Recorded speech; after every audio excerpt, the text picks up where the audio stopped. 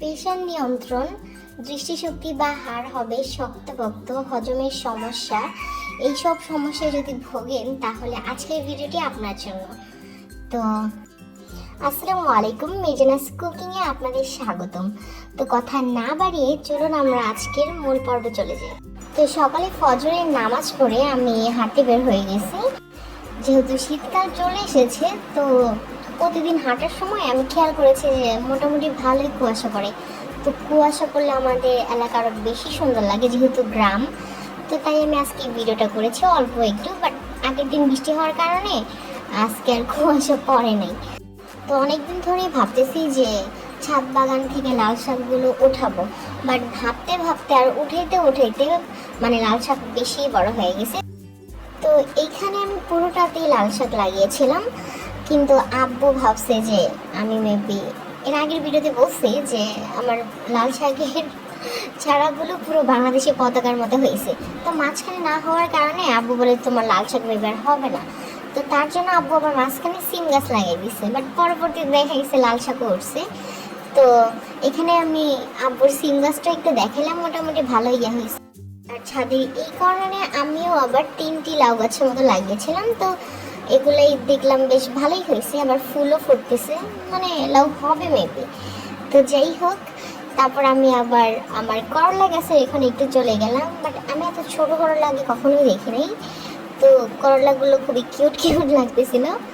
তো ছোটো করলাগুলো সুন্দর আছে মোটামুটি। তো এই গাছটাও আন্দাজে হয়েছে, আমি এটা শুধু লাগাই দিচ্ছি। এখন দেখি বেশ ভালোই ফলন হইতেছে। তো এরপর আমি আমাদের এলাকার আশেপাশে একটু দেখাইলাম, ধান টান বেশ ভালোই পাকা শুরু করছে। তো এখন চলো, আর আমার গাছটা মারা গেছে, এটা হচ্ছে কাঁঠাল গাছ ছিল। তো যাই হোক, পানি আটকানোর কারণে মারা গেছে। তো খেয়াল করে দেখলাম যে পেয়ারা গাছেও ফুল ফুটতেছে।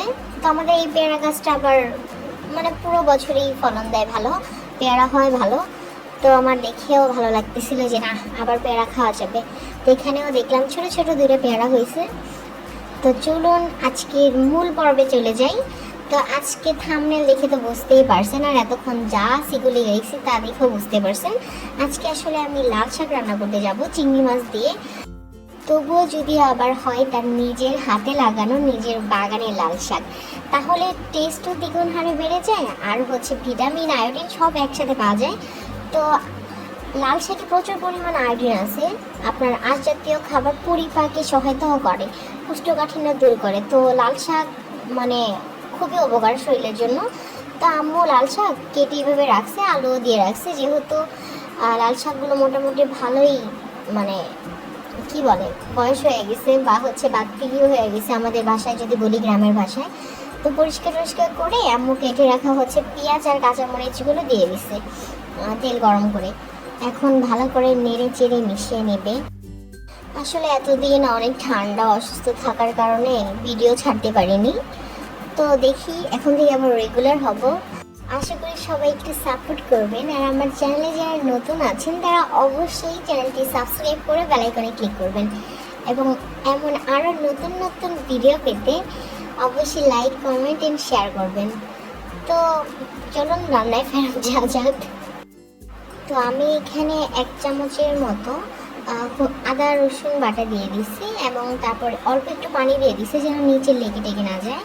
তো এরপর এখানে 1 চামচের মতো হলুদের গুঁড়ো আর 1 চামচের মতো মরিচের ফাঁকি দিয়ে দিচ্ছি। আপনারা আপনাদের পরিমাণ মতো দিবেন, যে যেমন পরিমাণে ঝাল খেতে পছন্দ করেন তো ওইটা মাথায় রেখে দিবেন। তো এখানে আমি ফজের ফাঁকি দিয়ে দিচ্ছি আর স্বাদ মতো লবণ দিয়ে দিচ্ছি।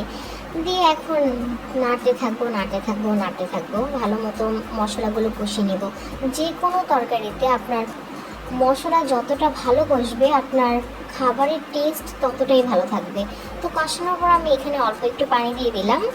এখন পানি দেওয়ার পর আর একটু নেড়ে নেব। আর যখন দেখবেন মশলাগুলো থেকে তেল ভেসে আসতেছে, মানে তেলটা দেখা যাচ্ছে, তো তখন বলবেন যে আপনার মশলাটা ভালো করে কষানো হয়েছে।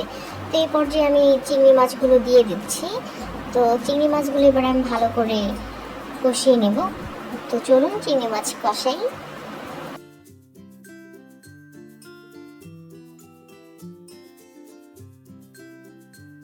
তো মাঝখানে আমি কয়েকবার নেড়ে চেড়ে দিয়েছিলাম। তো এখন আমার কষানো হয়ে গেছে, চিংড়ি মাছগুলো প্রায় হয়েছে। তো তো কেটে রাখা লাল শাক আর আলুগুলো আমি দিয়ে দিব। সবগুলো দিয়ে ভালো করে হচ্ছে মশলার সাথে মিশিয়ে নেব।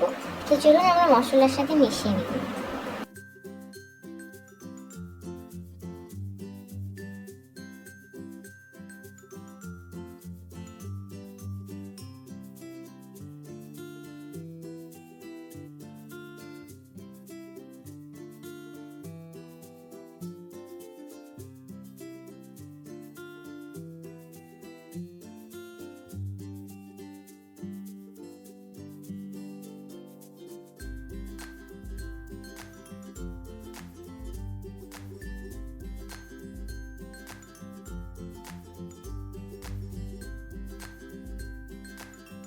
তো ভালো করে মিশিয়ে আমি এখন ঢাকনা দিয়ে ঢেকে দেবো, যেন আলু আর লাল শাকগুলো ভালো করে সিদ্ধ হয়।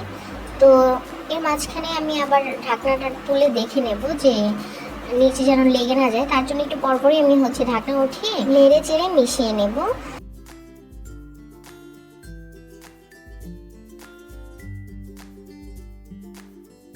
তো এই পর্যায়ে আমি ঝোল দিয়ে দিব। তো পর্যাপ্ত পরিমাণ পানি দিয়ে দিচ্ছি।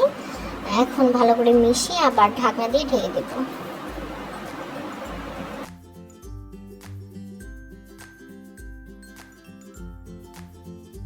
আচ্ছা, এর মাঝখানে কিন্তু আমি কয়েকবার ঢাকনা উঠিয়ে ভালো করে নেড়ে চেড়ে দিয়েছি।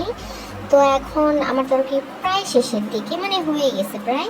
তো এই পর্যায়ে আমি হচ্ছে ধনে পাতা দিয়ে দিব। ধনে পাতাটা দিলে সুন্দর গ্রান বের হয়, তো খেতেও ভালো লাগে, দেখতেও ভালো লাগে। তো আমি আরও কিছুক্ষণ তরকারি একটু জাল করে নেব। তো আশা করি আমার আজকের রেসিপিটি আপনাদের অনেক পছন্দ হয়েছে, এবং এমন নতুন নতুন ভিডিও আর রেসিপি পেতে অবশ্যই আমার চ্যানেলটিকে সাবস্ক্রাইব করবেন এবং বেল আইকনে ক্লিক করবেন।